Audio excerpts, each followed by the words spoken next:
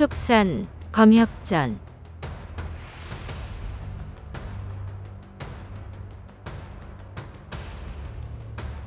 43화 은벽에. 큰 눈이 내리는 깊은 산골에서 살점을 베어 효도를 행하려다 독수리에 잡혀 구름을 뚫고 은벽으로 내려가 신선을 만나네.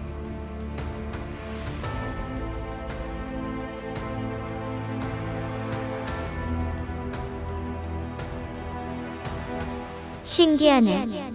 이 깊은 골짜기에 사찰이 있나? 독수리가 점점 속도를 늦추자 유심히 주위를 살폈다.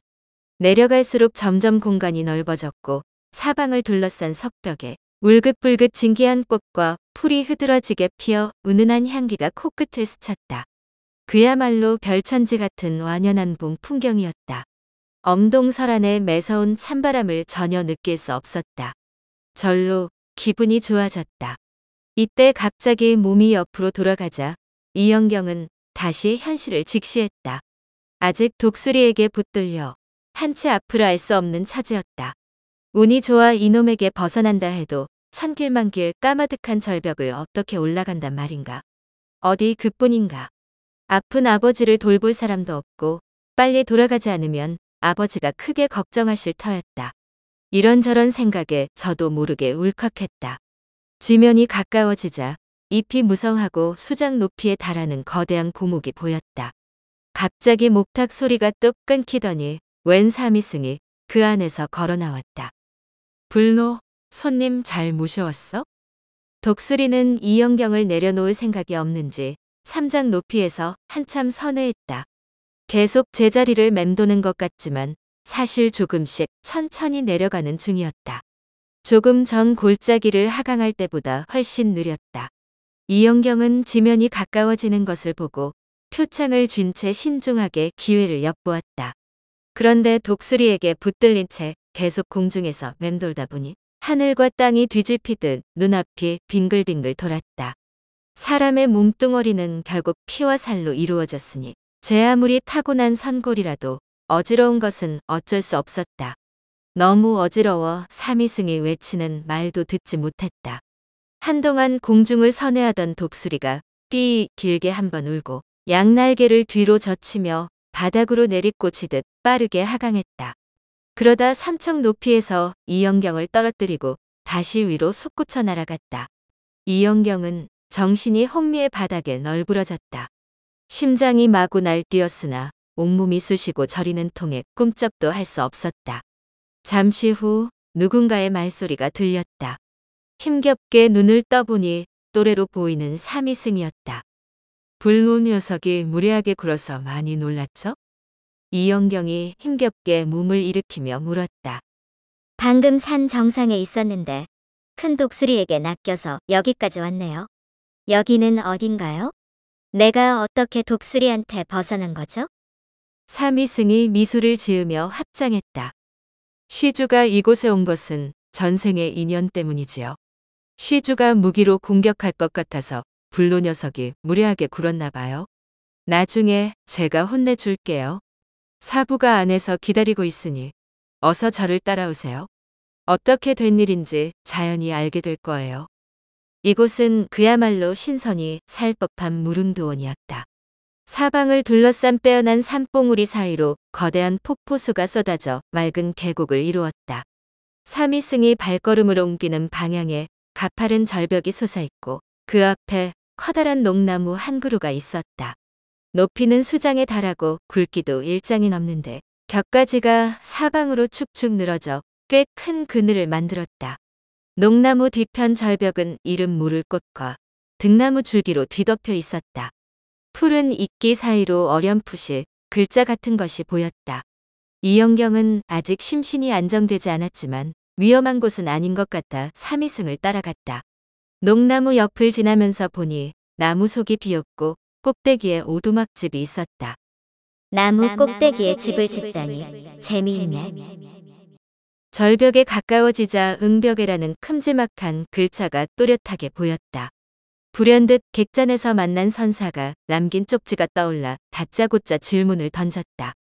혹시 이곳이 응벽에인가요? 그렇습니다. 시주의 아버지가 이곳을 찾지 못하는 것 같아 사부께서 특별히 불로를 보내 맞이하도록 한 것이지요.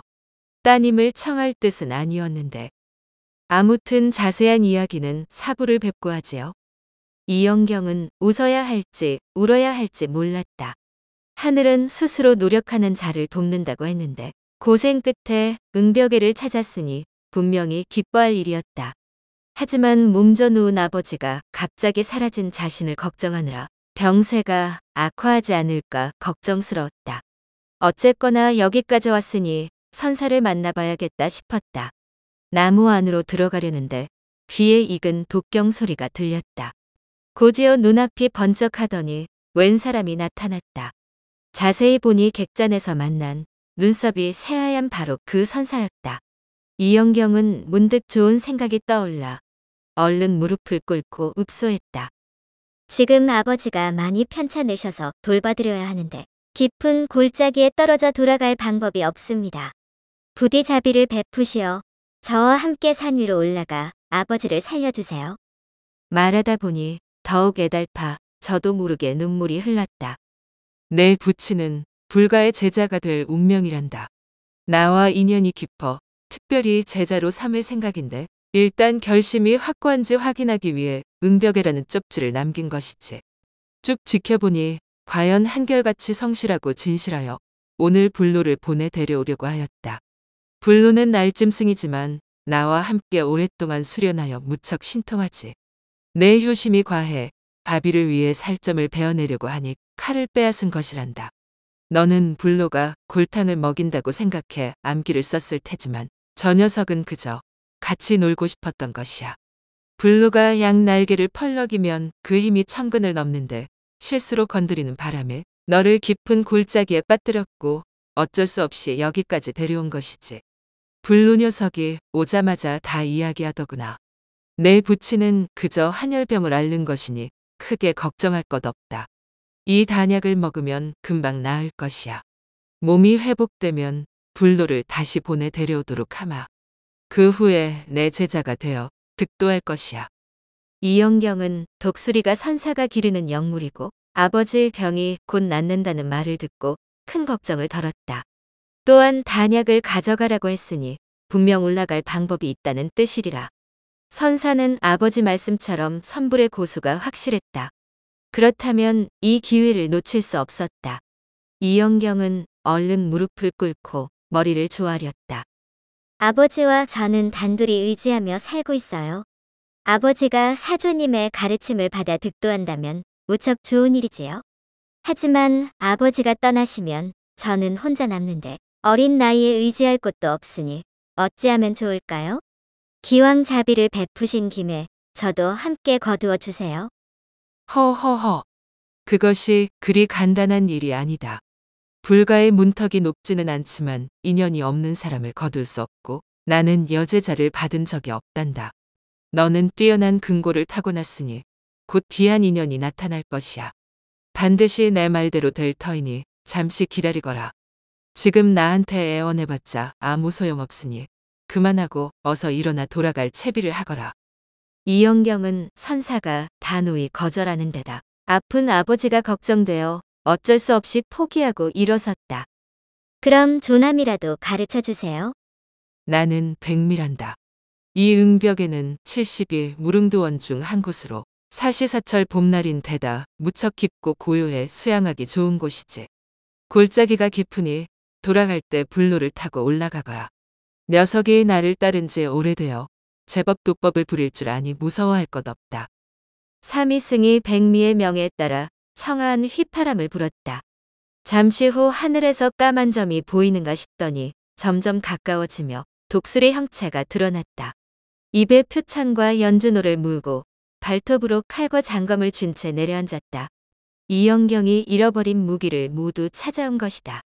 불로는 무기를 땅에 내려놓고 인사라도 하듯 이영경을 향해 꾸우꾸우 울었다.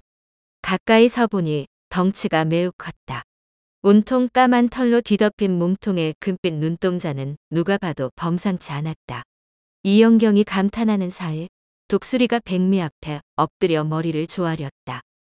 효심이 깊은 아이를 어찌 놀라게 했느냐? 훗날 큰 애군을 당할 때 내게 도움을 줄 사람이니 이 아이를 석굴까지 고이 데려다 주거라. 독수리가 고개를 끄덕이며 천천히 다가가 이영경 옆에 꿇어앉았다.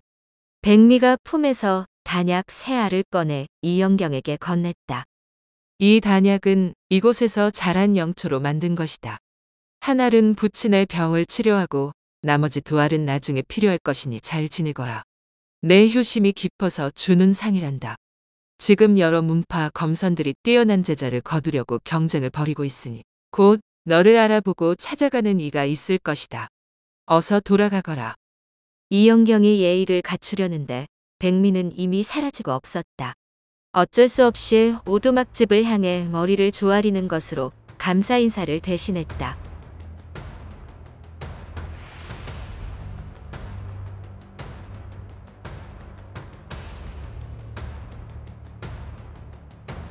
다음 화에서 이어집니다.